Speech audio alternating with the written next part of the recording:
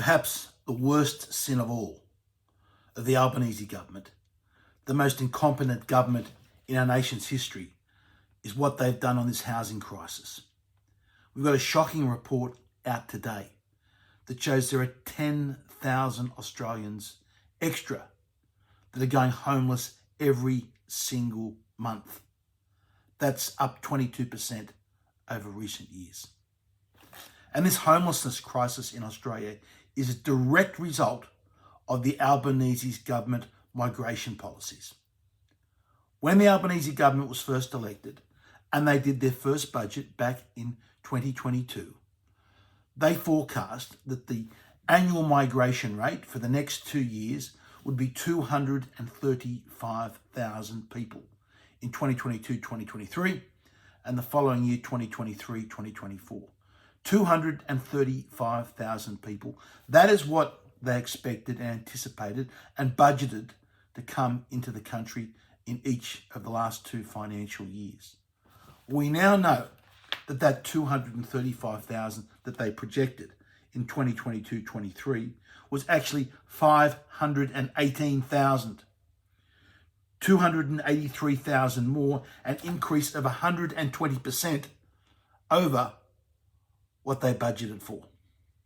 And although we are still waiting for the figures for 2023-2024, we saw the figures up until March this year showed an extra 509,000 people had come into the country, well above their numbers, their expected numbers of 235,000.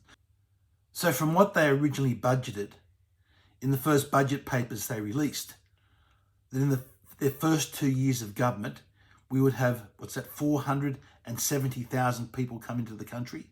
It's actually been over 1 million people. So there's 500,000 people, 500,000 people that have come into this country over and above what the Albanese government have expected. And of course, that has pushed rents through the ceiling, has put housing prices through the ceiling, and has created this housing crisis in this nation. And we have the tragic circumstances of 10,000 Australians every month seeking assistance for homelessness. And in fact, in Sydney now, because of this migration surge, this Ponzi migration scheme that Albanese is running, the average home price has been pushed to $1.47 million. So that means if someone wants to buy the average home in Sydney, with the median priced home in Sydney, they would need an income of around $290,000. So the Albanese government has created a situation where kids that are born in Sydney, grow up in Sydney, simply cannot afford to buy a property in Sydney. This is and this in a nation with so much land that we have in Australia. This is the greatest failure of the Albanese government. No wonder we see that fertility rates are declining, because young couples can't afford to have their own home.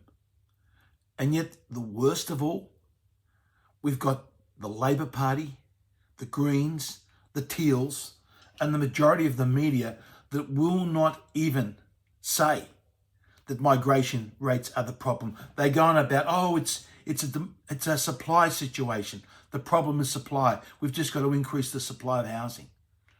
Our country is tapped out for building houses. We build almost more houses than many other nations around the world per capita.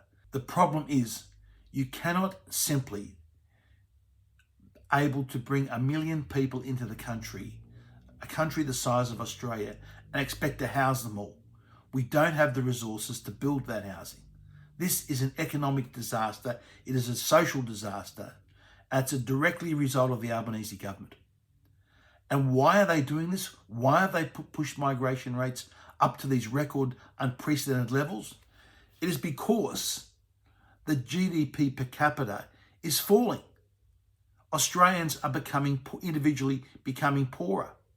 And the only way the Albanese government can mask this disaster is to grow the economy by importing these record number of people into the country, which causes all these other detrimental side effects throughout society. This Albanese government, I said, has been the worst in our nation's history. It's got to go. Albanese must be beaten and kicked to the curb at the next election. Australia simply cannot afford another 3 years of Albanese.